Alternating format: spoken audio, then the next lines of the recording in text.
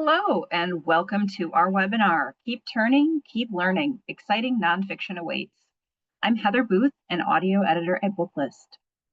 Before we begin, I'd like to go over some technical details. The audience is in listen-only mode, but we welcome any questions you may have. On the bottom of your screen is a toolbar with a section for Q&A. If you have a question or if you need technical assistance, simply click Q&A and type your message into the box that appears. We will do our best to respond to all tech-related questions, and we'll pass along all other questions to today's panelists so they can follow up with you after the webinar. Booklist offers closed captioning on all webinars. To enable or disable them on your screen, please look for and click the Show Captions icon on the toolbar mentioned earlier. If you choose to enable subtitles, you can adjust the size of them at any time by selecting Caption Settings. And finally, Booklist expects all participants to maintain an atmosphere of respect and fairness. Anyone who violates this standard of behavior, including engaging in any form of harassment, may, at the discretion of the organizers, be immediately removed.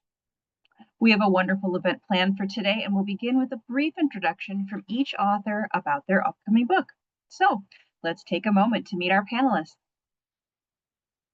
Candace Fleming is the prolific and versatile award-winning author of many books for children and young adults. Her recent title, The Rise and Fall of Charles Lindbergh, received 6-starred reviews, was a Kirkus, PW, Booklist, and SLJ Best Book of the Year, and was hailed by the Wall Street Journal as a fascinating chronicle. Candace's The Family Romanov also received 6-starred reviews and won the Boston Globe Horn Book Award for Nonfiction and the Los Angeles Times Book Prize, and was recognized as a Siebert Nonfiction Honor Book. Amelia Lost received 4-starred reviews and won the Golden Kite Award for Nonfiction. Her acclaimed picture books include Giant Squid, a Siebert Honor Book. Visit her on the web at CandaceFleming.com. Welcome, Candy. Please tell us about your new book, Death in the Jungle.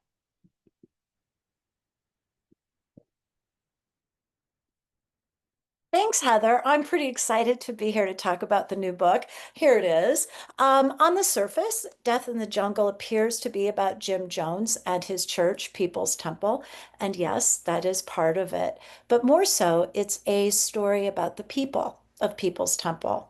Who were they? Why were they drawn to this group? Why did they stay? Why did they go along? The book attempts to answer these questions by examining the lives of the members of People's Temple, many of them teenagers. So within the pages of the book, you'll meet people like the rebellious Tommy Bogue, who at 16 is a Temple member, and he hates every minute of it. He hates being part of the group. And so he keeps trying to run away. He even attempts to run away from Jonestown. And the punishments he receives for these attempts are harsh, but his spirit is never broken. Or you'll meet Stephen Jones, who is raised from birth in the church. He develops a very complicated relationship with his father, Jim Jones. He loves and he hates his dad. He believes that Jones is both this monstrous fraud and a man who, as he says, can light up a room. At the age of 18, Stephen decides that his father has to go. He's too dangerous. But that decision, obviously, will come too late. And then there's 17-year-old Annie Moore, who joins People's Temple right out of high school because she believes, just like the group, in racial equality and income and economic equality. She desperately wants to make the world a better place. And it is this young woman that will end up being the last person standing in Jonestown, and her self-titled Letter to the World will actually be the last words that you and I will hear coming out of that small settlement in Guyana. Death in the Jungle is narrative nonfiction. It's fast-paced, it's riveted, it reads like a novel, but it also wrestles with the definition of what is a destructive group, and it wrestles with the issues of social dynamics, peer pressure, identity, groupthink, undue influence, all those issues that teens are very much focused on. Yes, it is definitely a cautionary tale. And no, it is not pretty in places. But I think that it's a story that can tell us a lot about our current times. And once we know this story, we can, like Stephen Jones says, we can ask the next questions. Those questions being, what's next? What now? Thanks, Heather. I'll send it back to you. Thank you, Candy. It is a fascinating book, and I can't wait to talk more about it. Next, let's meet Sarah Miller. Sarah is the author of Hanged, called A Tour de Force in a Booklist starred review, Violet and Daisy, called Meticulously Detailed in a starred review from the Horn Book, The Miracle and Tragedy of the Dion Quintuplets, which received 4 starred reviews, and The Borden Murders, a school library journal best book and a ALA YALSA quick pick for reluctant readers. In addition to her work for young readers, she is the author of the USA Today bestselling Caroline, Little House Revisited, which was named a Barnes & Noble Discover Great New Writers selection, among other accolades. Thank you so much for being here, Sarah. Please tell us about HICK. Hello, friends. This is Hick. Hick is a story about a nobody from nowhere who was abused by her father, was thrown out of her own house by her stepmother at the age of 14, was made fun of on the playground, never got a college degree, and yet by the time she's 40, she will be sleeping in the White House. Um, I love that aspect of Hick's life for young people, especially because she had no sense of trajectory and really initially no sense of her own worth. And yet she will become like the top of the game reporter, first at the Minneapolis Tribune and then later for the Associated Press. So she was covering these huge stories like in 1932, the Lindbergh baby kidnapping. And she was assigned to cover the Franklin D. Roosevelt's first presidential campaign in 1932, which is unheard of for a woman at that time to be covering politics. And that's when she meets and falls in love with Eleanor Roosevelt, and everything changes for her. This is a book about friendship, really, at its heart, and love and identity. There's politics, there's all kinds of stuff in here to talk about, and I can't wait to talk about it with you all. Thank you so much. I'm so glad that I got to meet Hick in reading this book, and I'm excited to hear more about it. We will now hear from Nicholas Day. Nicholas is the author of The Mona Lisa Vanishes, winner of the Robert F. Seward Award and the Boston Globe Horn Book Award for nonfiction. He's also the author of the picture book Nothing, which received 3 starred reviews, and the adult narrative nonfiction title Baby Meets World. He has written regularly for Slate. His work has appeared in The Atlantic, The New York Times, and The Washington Post, among other publications. So glad you're here, Nicholas. Please tell us about A World Without Summer. Thank you, Heather. It's great to be here. A World Without Summer is a pair of stories that are interwoven. We open with the monumental eruption of Mount Tambora, which happened a couple of hundred years ago on a remote island in Indonesia. And this massive eruption was the most powerful in thousands of years, and it completely changed the landscape around it. But it went on to change the whole world because the fallout from that eruption entered the skies and created a sort of global climate shock. Snow that was tinted red fell in the middle of summer. Rivers overflowed the bridges of Europe. America became a tinderbox. Everything that everyone assumed would always be there was suddenly gone. And no one knew if anything would ever be the same again. And no one knew why any of it was happening. And it was a weird and wondrous and terrifying time. And there was an explosion of kind of ingenuity and creativity that accompanied it. And that's where Mary Shelley enters our story. The young Mary Shelley was really just a couple of years older than the readers of this book will be. And she's in Switzerland, which is in a miserable state. And the maelstrom outside sparks a sort of creative maelstrom. And she begins to write the novel that we know today as Frankenstein. which is the story of a scientist who thinks that he's doing good and creates a creature who he then cannot control and spends the rest of the novel chasing after.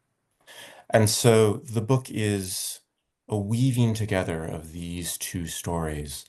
And I was fascinated by the way these stories are twinned.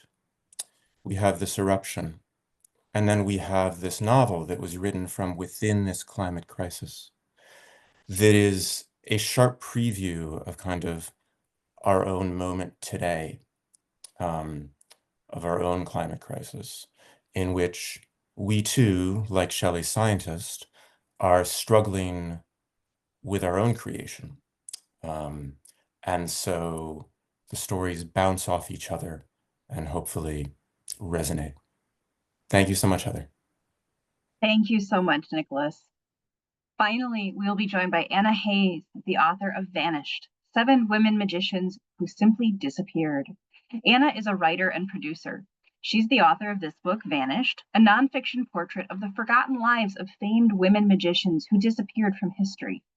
She's also the author of Stealing Starlight for Disney Press's Star Darlings fantasy series, Spark Squad, an original series developed for Scholastic book clubs, and Portia's ultra mysterious double life and Portia's exclusive and confidential rules on true friendship, a middle grade series for Simon & Schuster. Anna lives with her family in the woodlands near Los Angeles. Thank you so much for being here, Anna. Please tell us about Vanish. Hi, guys out there. First, I just want to thank you for having me and just in the company of these wonderful writers and their stories. We were talking about before, we really enjoyed reading each other's books. So Vanished is the story of women performing during the golden age of magic, the time when Houdini was getting all the press, and these women were performing to the same sold out audiences and performing great feats, jumping off bridges and chained and shackled and disappearing and floating in midair and traveling the world, meeting kings and queens and taking on major obstacles all through the world of magic and through the veil of mystery. When women didn't have a voice, they didn't have a vote. Kind of miraculous that they could travel the way they did without, most of them didn't have education. In the case of Ellen Armstrong, the one Black American magician who really had to face the Jim Crow laws of the South and had limited access. Her only way into the world was through scrapbooks she created to prove her worth, and would walk to schools and community centers and Black only venues to show her worth and carry on the tradition of her father. Most of these women, there were no precedents. I mean, there were men, but as women, there were assistants, but never headliners. And these women all took on that challenge without thinking about it as a challenge. I think the common denominator and why I chose these 7, one, they represent different kinds of magic that was evolving along with science and technology and just the awareness of how the world was working. They got away with a lot earlier where they could make believe they were electrocuted and can do amazing things, but then electricity happened, so that evolved. So they kind of echoed some socioeconomic, but also technological advancements. Magic has always been very tied in with technology. So it's interesting how they could use their trickery and their entertainment alongside our culture as it was evolving and growing. And I guess the one common denominator that I found, and I can explain, we can talk later if it's interesting why these 7, but they kind of represent not only different kinds of magic, but I love, as I was choosing them and as I was kind of falling in love with them, they all share something, which is they've discovered their calling at a very young age, the same age that the readers would be reading this. And some of them, one of them came from a rural farmland and poverty or post-Civil War South, and yet they none of them, in a way, they saw the obstacles, but they didn't, how should I say, blame the obstacles. They just went for it. They followed their dreams, they defied it, and continued, developed their talents and found a way. And I find that inspiring and kind of brave in a kind of offbeat sort of way, where they weren't your Florence Nightingales, but they were, or your Clara Bartons, but they were something else that we haven't seen before. And I'm excited to bring them back into the spotlight and introduce them to the world again in this form. So thank you. Thank you so much, Anna. I will now invite all of our participants to turn on your cameras and we'll have a nice conversation.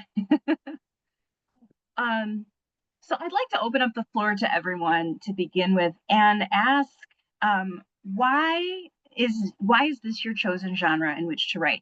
Some of you have written outside of nonfiction for youth, but why nonfiction? Why nonfiction for youth? What draws you to this genre and age range as a writer? Sarah, you want to kick us off? Oh, sure. I like knowing all the things. Like historical fiction is where I started. It's what I like to read most. And when I get something like that that I really enjoy reading, I want to know more. And nonfiction lets me use a lot more of that knowledge, which is fun. My editor, I'm sure she's here. Hi, Annie. Will tell you, I've got to not use all of the things, but just to have that depth of familiarity and those great little details that you dig out of dusty old corners and that kind of thing. I really like that. And I like, as much as I enjoy historical fiction and imagining how it felt to be this person or to, I mean, you can use historical fiction to sort of like solve mysteries, for instance, like why did I take the Borden murders as nonfiction? And my snotty answer is that most nonfiction should just be called fiction when it comes to Lizzie Borden, because people were so intent on proving their theories. There even comes a point where you find out you can't find out all the things, and that's what becomes important.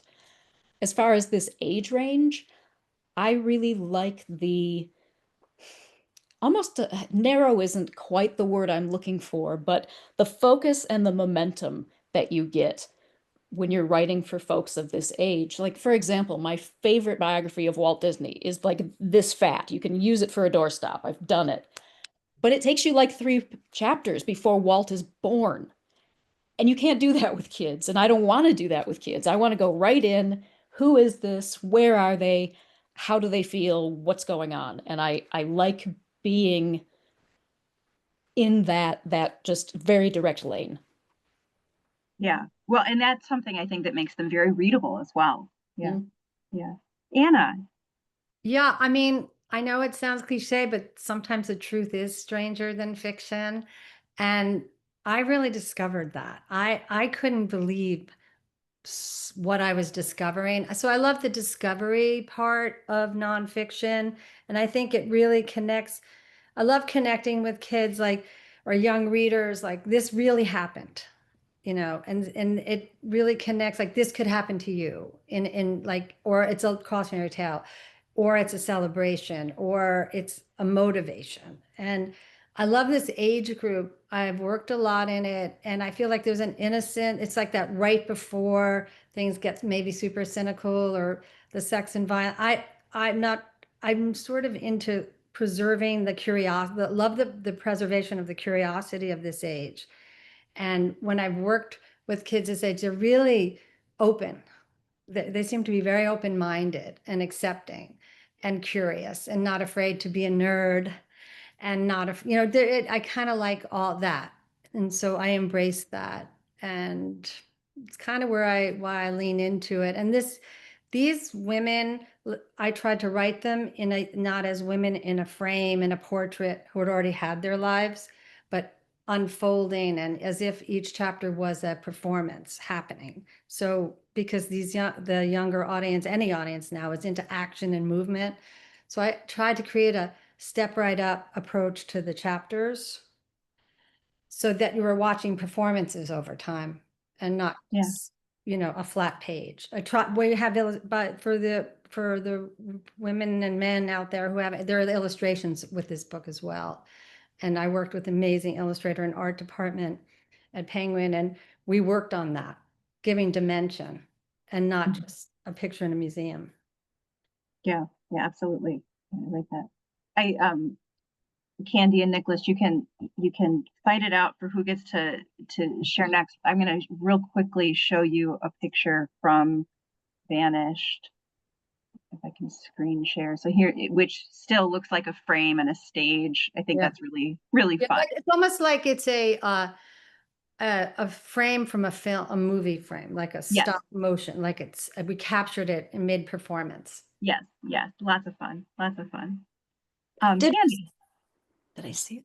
You know what I love about this age group, particularly teenagers, is that they are so smart. And they have such a sense of justice, right? Yeah. And so you can present really complex, really complicated stories that are what I always refer to as those gray areas in history, not what we don't know, but what do we make of new information, right? Those gray areas. And what I love about writing for teens is you can trust them. I don't have to connect the dots. I don't have to give them the answers as if I actually could, but they are perfectly capable of grappling with the complexities, the complications, the messiness that is history, and coming up with the right answers, or the right, even more so, maybe the right questions, something to ask further. They're I think an amazing audience to write for. I also think that nonfiction is unbelievably important in the 21st century for a couple of reasons. One, teenagers have all the facts to hand, right? They pull out their phone, all the facts to hand, but what do those facts mean? My job is to provide meaning to those facts, right? So that they have some context. But also, right, with our current erasure of American history, I think the truth of history is becoming more and more and more important. So. Yeah, and your book is incredibly well sourced. There's pages and pages of references at the end, which I think is wonderful to show to young readers. Yeah.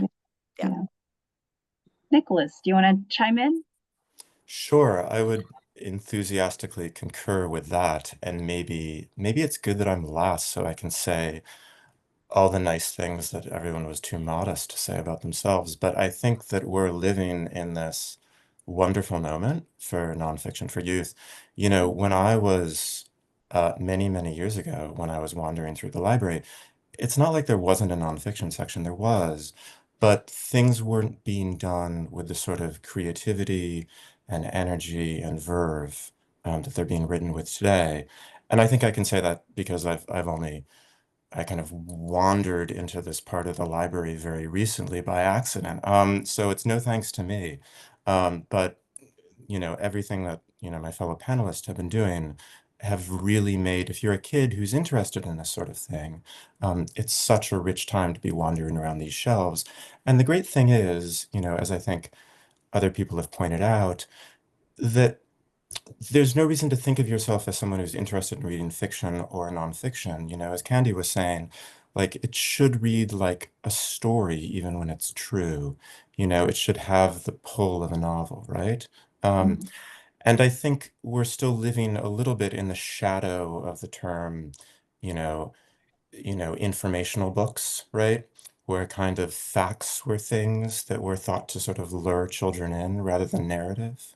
Um, and so to write books where children can be drawn into the book, be sort of carried along with the voice and the tension and everything else, and have everything still be true, which is something that adults, of course, know, right? This is why adults read nonfiction. But for children, I feel like it's still something of a novel concept, right? And so I think that's really exciting. Yeah, yeah, absolutely. Yeah. I want to mention that when I was reading the four of your books and thinking back to the nonfiction that I read as a young person, the one that sticks out in my mind was a junior biography of Nellie Bly, who actually appears in both Anna and Sarah's books, which I thought was really fun. But it was exactly what you're describing. It was this verve and this energy, and in that case probably not well sourced and very sensational, but these things stay with us, right? Yeah, they're very curious. They're very interesting. Candy, I wondered if I could ask about your experience as a writer of historical nonfiction and how writing Death in the Jungle might be different from other books. Death in the Jungle is comparatively recent compared to, Lizzie Borden or some of the other time periods in which you've been writing. How did that more recent setting? I mean, it won't feel as recent to its young readers, the 70s or ancient history, but we have You wounded me, Heather. I know, right?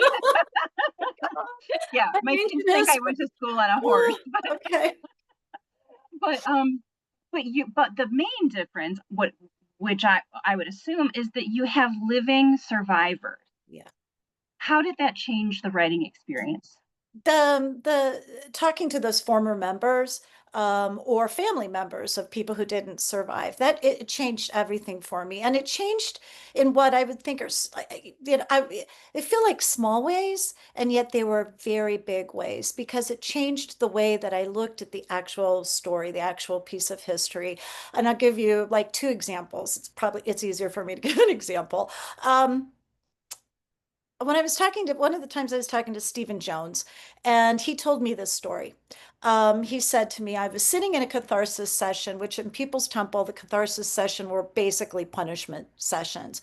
And it was the catharsis session, and they are beating a child, literally beating a child. And there are hundreds of members sitting in the congregation watching this. And Stephen says he's thinking inside of his head, he's thinking to himself, this is wrong, right? This is completely wrong. We should not be doing this. Somebody should stop this. So he's 16. He looks around at all of these people that he thinks of are his family, his friends. They're his world in People's Temple. And he looks around, and not a single person is seemingly disturbed by what is happening. And what does he do? He looks at himself, and he turns, internal, and he says to himself, it must have been me. I thought there was something wrong with me, and that I would just have to go along with what everybody else said was the right thing to do, which was beat this child. And he said, now, when I look back at it as an adult, I realize that everybody else in that place was probably thinking the exact same thing, but we were afraid, all of us were afraid to express it.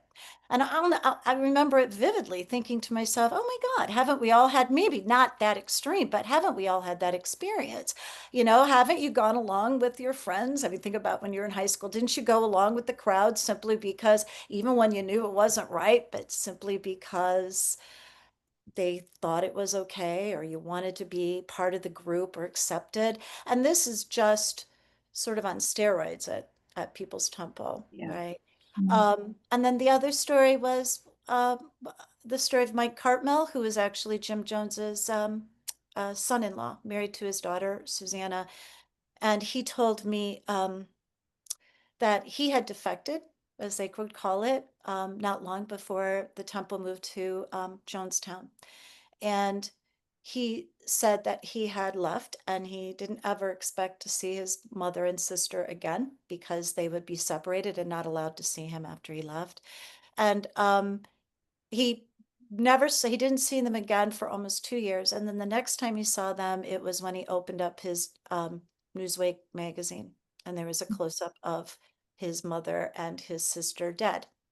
And it was the first time that I had actually thought about all those iconic photographs, really thought about the fact that those are photographs of people who are friends, families, loved ones, and that in 1978, we certainly didn't treat it that way. So just two, I mean, I can think of dozens of those, but just two little things that changed how I looked at the story and how I approached telling it. Or visually, you won't find a picture of the Jonestown dead in my book, Yeah, I noticed that. Yeah. because of Mike. Mm-hmm. Yeah. Yeah. Out of respect. Yeah.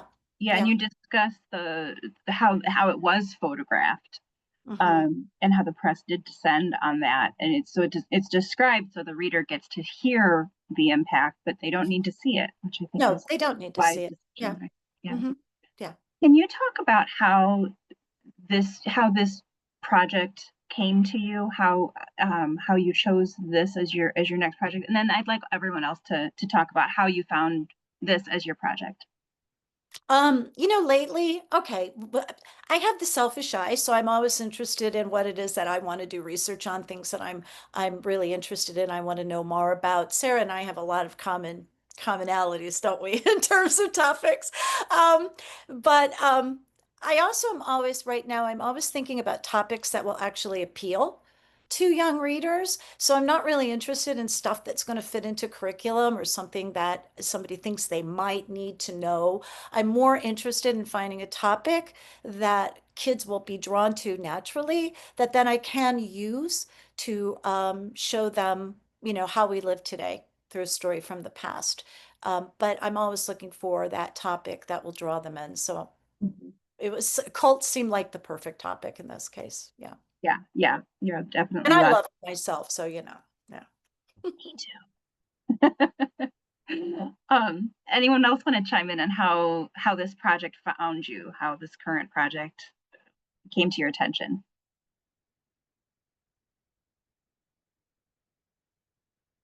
No, Sarah? I mean, I have a terrible answer, which Okay, is sugar. I don't know. I don't remember when I first heard about Lorena Hickok. I asked Santa Claus for a book called Eleanor and Hick, which is essentially a biography of their relationship for adults. For Christmas, Santa Claus brought it. I read it a couple years after that, and it's always some tiny little seed in the back of my head that says, I want to know a little more. And so I got another book about Lorena Hickok, which was written in like 1980, very shortly after her papers had been opened and everybody was clutching their pearls, because there's 3,500 letters between Lorena Hickok and Eleanor Roosevelt, and some of them are quite intimate. And That was so, a remarkable thing to find out. yeah, All of that was yeah. preserved. Yeah. Yeah, I mean, when you go to Hyde Park in the FDR Presidential Library and you say, may I please see this? They bring you an entire library card. There's 10 boxes, and each box is 8 to 1,200 pages. Yeah, it's terrifying and it's really cool. Yeah. So seeing the difference, because those books were written so far apart, I think the difference between how their relationship was treated in 1980, how it was presented, and how it was presented in, I want to say about 2016-ish, worlds apart. So I'm saying, all right, what's real? What's actual? And the best way to do that is to go to Hyde Park and read the letters. And I am not independently wealthy. I can't do that recreationally. So it's like, please, can I write a book about Lorena Hickok? Because in addition to all of that fascination with her and Mrs. Roosevelt, she was, like I said before, a top of her game reporter in the 1930s when women just didn't do such things, and what she had to go through to reach that peak.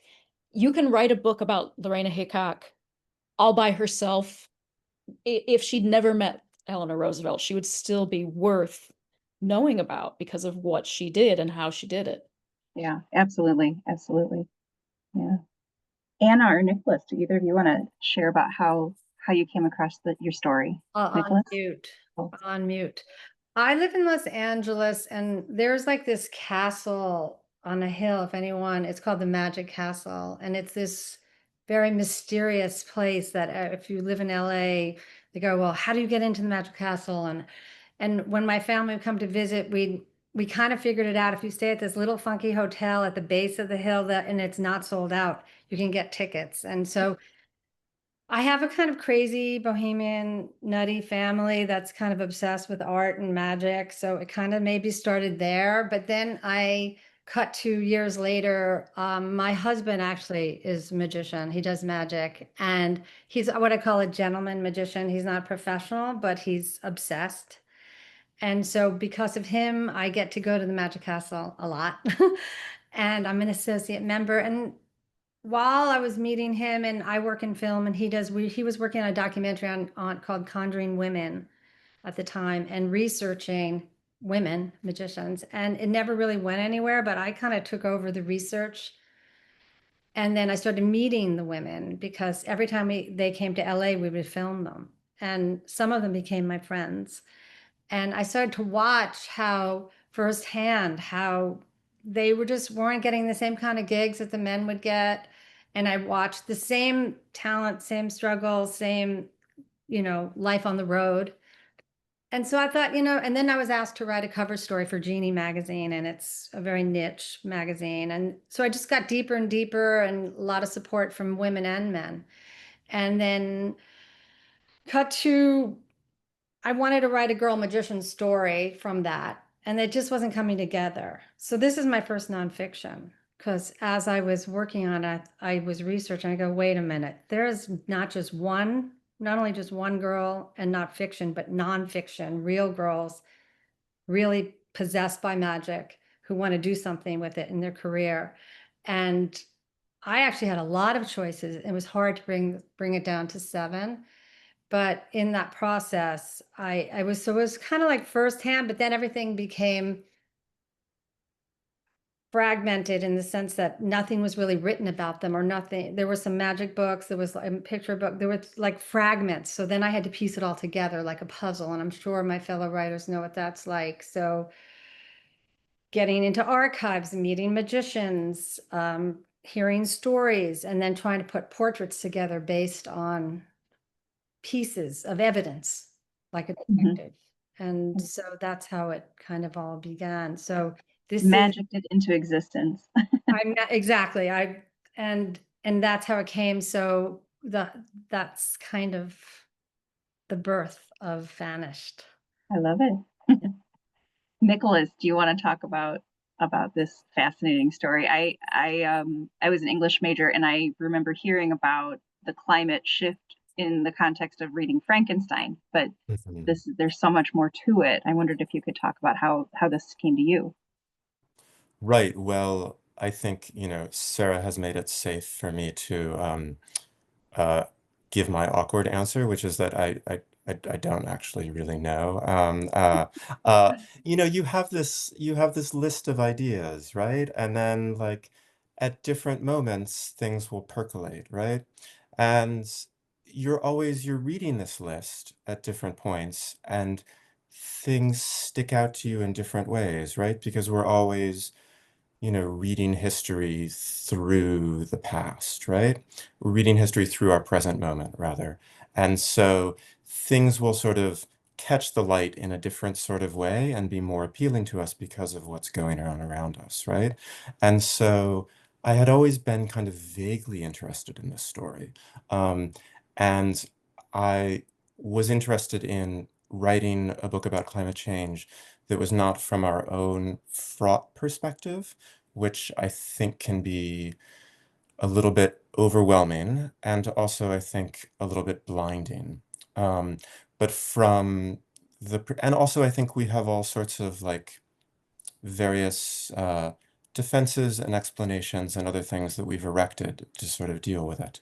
Um, but from the perspective of something that happened a long time ago, that's wholly new, hopefully, to a lot of readers, that they can then sort of immerse themselves in, and then their own world may look a little bit different when they come back out of it. I like stories that have interweaving elements, um, which this has. Um, but I also like stories that, children I think are often inadvertently taught, um, that history has kind of a direct through line, right? That we have this, which leads to this, which leads to that.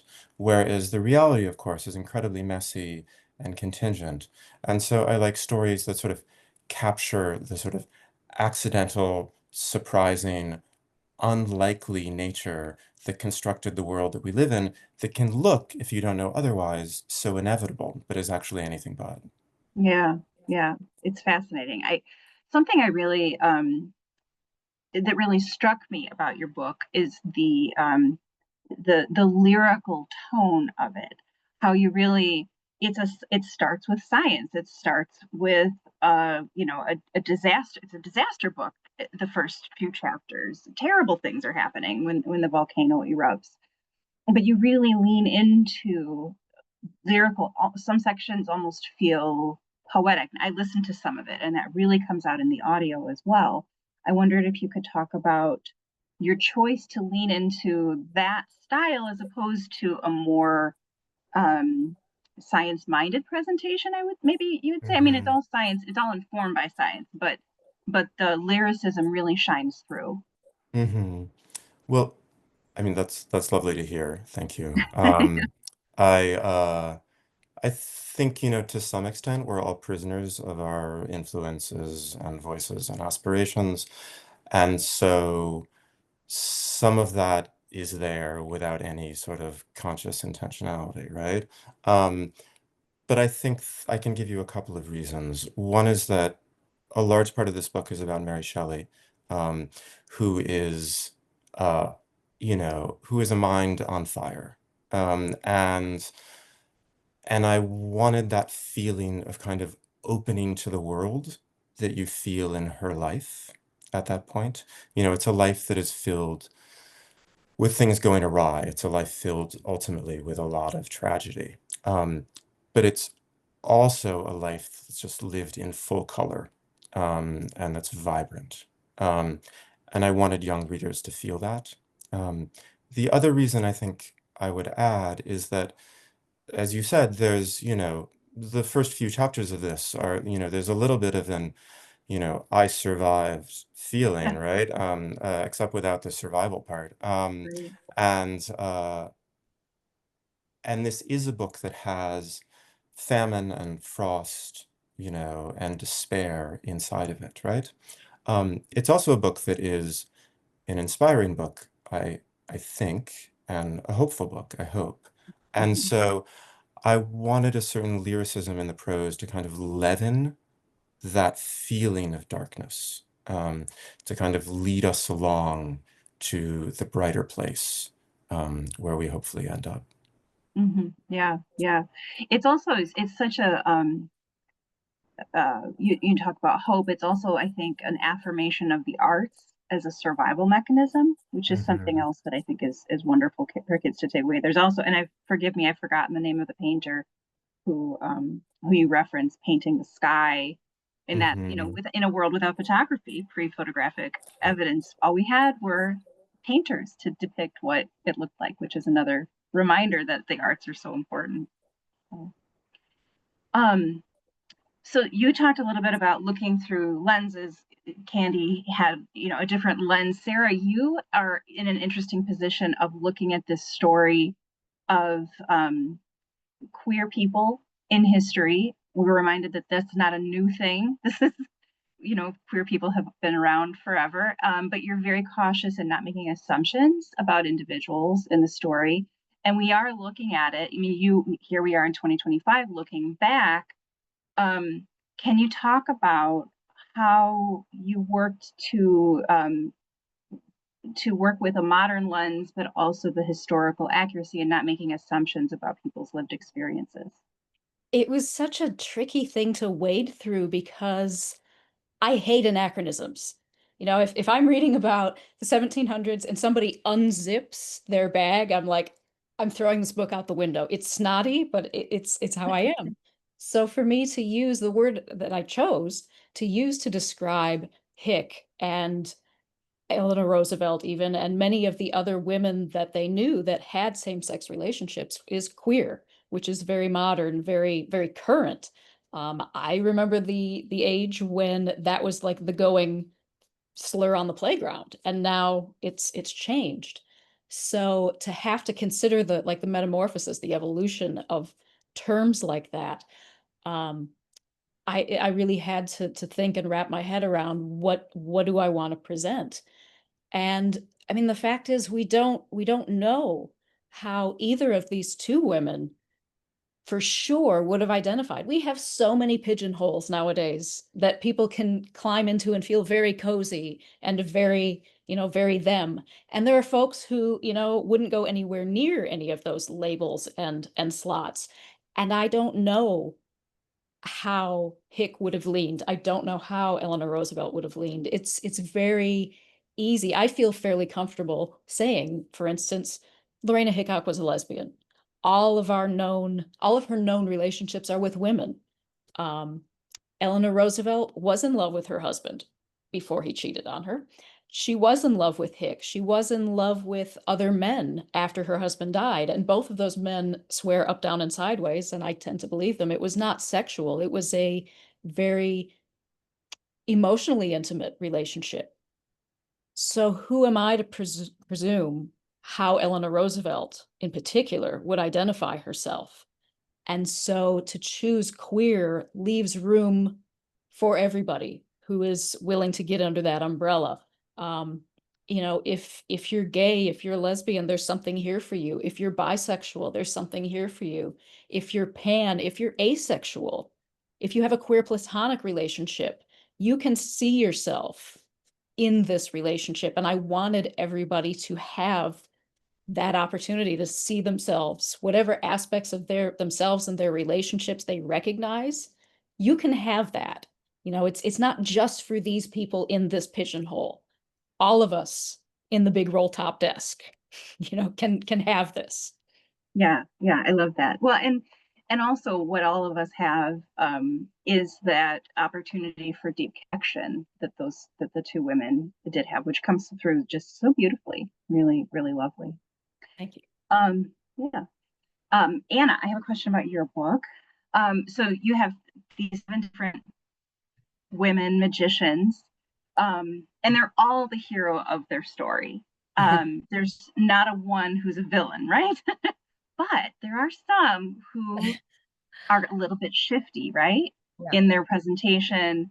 Do you see, saying that they have supernatural powers? You reference like how they were, before electricity, before it was understood, they would claim to have these powers. Do you see a distinction between them, like their audiences sometimes did? Yeah. I mean, you have to think back, and then there wasn't television and film. So it was entertainment first. I think the audience there were certain audience members that might have been religious zealots and had a case against spiritualism, or had a case against mediums taking advantage of the bereaved and taking money from people under false pretenses. A lot of those people were actually other magicians. There was a lot of rivalry. The audiences were fairly accepted. They just want to be entertained. They worked hard. They paid $1 or 25 cents, and they got entertained. But there was promises that sometimes I think about, were they artists or con artists? I mean, all of the women. Yes. Lived that line. So even I have writer friends, and we take walks and we talk about our work in LA. And I had a real struggle with Anna Eva Faye, who's the mind reader. As I do this, I think about her. And she would say sometimes, if she was in one city, I'm from Cleveland, and then she'd go to somewhere else, she was from Russia, and she would constantly recreate her backstory to suit the performance or whatever mood she was in, or how much, if she could make more money if she said she was from Europe. So I was getting really confused. And then my friend, I call my friend Cecil Castellucci. I don't know if you know her. She does like graphic novels. And I'm like, Cecil, and she said it the most practical way, which is, oh, you have an unreliable narrator. Yeah. That's all she said it so logical. So then I had to work with that. Like, these women weren't all telling the truth. Even the beautiful sleight of hand artist who was madly in love with her husband, they all had to be hustlers. They had to survive. They had to talk their way in to gigs and to train, however, top of, royalty boxes. They had to pretend. I mean, there's this one woman who pretended to move when she was on a ship to London, pretended she influenced the ship to move quicker to get to the ship, just by her mind.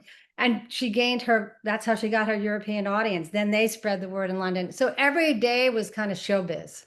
Yeah. Every day was a stunt in a way. Even the ones that did, and yes, they were skillful, and yes, they did take advantage of their audience's naivete. And so I would say they were complicated. Yeah, definitely complicated. Yeah. I love that even in that complication, that complicated messiness, that they that they get to be celebrated Yeah. as Yeah, somebody who did something remarkable. like you said, I kind of fell in love with them, but then I'm like, they wouldn't all be my best friends. Right. Like, Yeah. they were Keep like, keep they your were wallet under your arm. exactly. That's what I liked about it. There's like tension, and they're like, I would say, I don't know if anti-hero is the one, but I think every, all of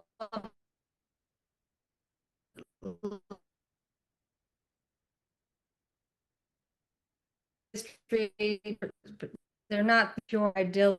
We were pulling the hardcovers out of the library books. These are not, they were heroes in the sense of what they accomplished, and they were funny and survivors, and they cracked me up a lot. Yeah. Like how they got out of situations and how, so they were clever, and in that case, courageous for their time, but in a sort of unpredictable way. Yeah. An impossible way too. It was pretty impossible what they accomplished. It really was. Yeah. Really interesting. Well, we're nearing the end of our time together. I could talk about these books and listen to you authors discuss them for a lot longer.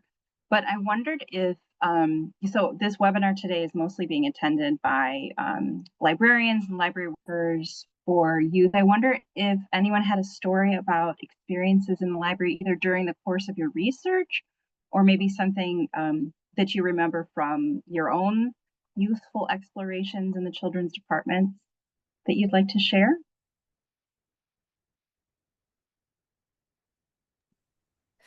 I'll share because I had to dig this thing out of my archives, my dusty 1970s archives. So I brought a piece of history with me. I have this amazing librarian. Her name was Ms. Snyder. I have no idea what her first name was. It was Ms. Snyder. Charleston, Illinois, tiny little town in central Illinois. She knew I was a reader. She was always recommending books for me, but she also knew I was a writer. And so I would come to the library, I would ride my bike pretty much every weekend over there. And she would ask me what I was working on, which no one else ever did. So already here I am, a fourth grader, fifth grader. She's taking me seriously. And so I wrote her what I thought was the very best, or I gave her what I thought was the very best present I could give her. And it was a story. And you guys actually have my fifth grade writer's notebook here. I know. Take it out. That's a giraffe, in case you can't tell. And inside is this story that I wrote for Miss Snyder because I thought it was the best gift I could possibly give somebody. She gave me a better gift. She did me one better because what did she do? She took this story and she didn't tell me. And she sent it off to this writing contest. And guess who won? Oh my goodness. Well, I wouldn't tell you the story if I lost. I won. So she actually, I have my first place blue ribbon. Are you ready? Now you're going to be thrilled, you guys. Check this thing out. Look at it. Oh my goodness. I show it to kids and they go, "Oh, it's purple, not blue." And I'm like, it's so old. It's faded from blue to purple. It's first place right on it. It says first place right on it. I know it's still got a little blue left. So yeah, and it's all beat up, but yep, there you go. So, blame a librarian for Death in the Jungle. That's amazing. What was your story about? Do you remember what it was about? I beat J.K. Rowling to it. I was about, I had just learned to play chess in fifth grade. And so it was about chess players that come alive. Oh, that's so cool. Oh, what a great story. I love that. I don't really have a story, but I was the kid who, like, from the front porch, I could see the library where I grew up. My first job when I was 14 was as a page at the library. So these librarians, and they became my friends. They, took me out on my 21st birthday, kind of thing. So That must have been fun, Sarah, because librarians are a lot of fun for your wild and crazy experience. Yeah, so I was, out with these ladies who were old enough to be my mom, but that was fine and dandy. Had a great old time with them. And I mean, I stayed there till I was a senior in college. So the library was just literally, right there at all times. That's amazing. Yeah, we love the grown-up library kids. That's so great. Nicholas, do you have anything you want to share? I have I have no first place ribbon. I don't even have a second or third place ribbon, so which I now really feel bad about. And I was We'll not have to taken make out. you one. We'll make you one. That would be great. I would appreciate that. Yeah, yeah, yeah. I also wasn't taken out on the town by any librarian, so I feel like just generally I'm coming up very short here. But I would add, in all seriousness, that I can still walk through my childhood library.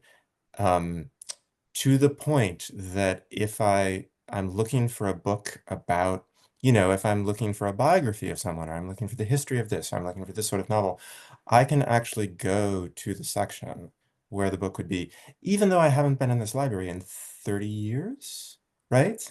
Um, but like that's how formative an experience it was, right?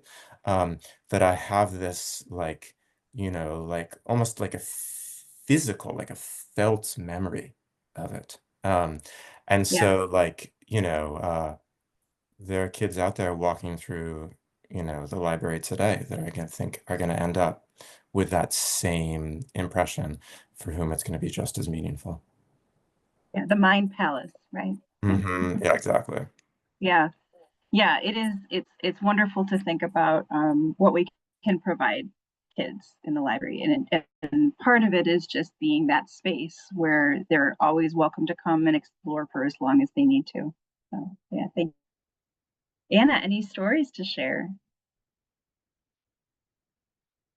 Oh, you're Oh, muted. there There I you am. go. There. Okay. My story, I think the one I'll share is I'm a grown up at this point, and it was one of my books was coming out, and I was going to do a library reading, and we were about in LA. There was budget cuts going on, and I really felt like, you know what, I don't want to read about my book and come by my book.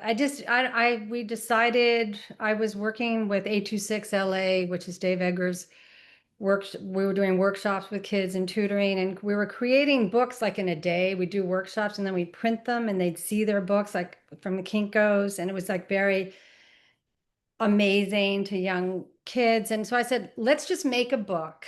Go to the library. I was in Los Feliz or Silver Lake, and we got a group of teens together and a couple of writers, and we created library stories.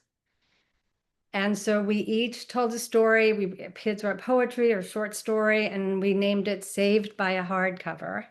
Ooh. And we have it. And then we made it. We went to Kinko's, we printed it, and we brought it to the mayor and presented it at a city council meeting.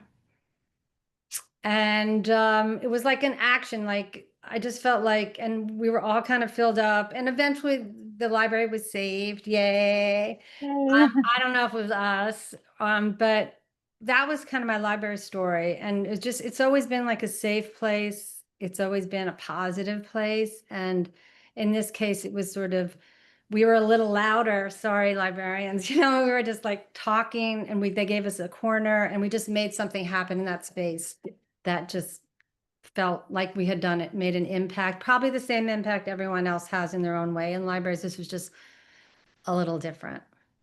I love that. Yeah, that's such a great way. And I think that so often, um, we'll see folks in the library and hope that we're making a difference as librarians, doing something good. And that's like tangible, literal proof that we are, that the work that happens in the library is either because librarians are there, because we're hosting a space and providing the resources, that it matters. Yeah. So thank you for that. Yeah. All right, we are winding down here. I'm afraid this is all the time we have for today. I want to thank you also just for such a wonderful conversation. I do hope everybody has a chance to pick up these books. Vanished was a Booklist book of the day just earlier this week. What a wonderful thing. Fantastic reads, every single one of them. It was so lovely to hear about these. So tomorrow, all attendees will be receiving an email that has links to today's video recording and a certificate of completion. I've lost my spot here. There we go. For more about Booklist webinars, please be sure to visit booklistonline.com/webinars, where you can view archives of past webinars and register for upcoming ones like those that you see here. You can also find out about the latest webinars on our social channels. Visit us on Instagram, Facebook, LinkedIn, and on Blue Sky. Booklist's 2025 Guide to Graphic Novels in Libraries is here now. This year's special issue features articles on how to combat self-censorship, which is such a sticky thing that we all need to face, graphic memoirs for teens, reader's advisory tips, cat manga, and so much more. The digital issue is free and it is open to everyone on the Booklist website. Head over there and start reading now. Thank you so much for joining us for today's webinar. A huge thank you to our guests, Candy, Sarah, Nicholas, and Anna, and to our sponsor, Random House Children's Books. This concludes today's webinar. See you next time.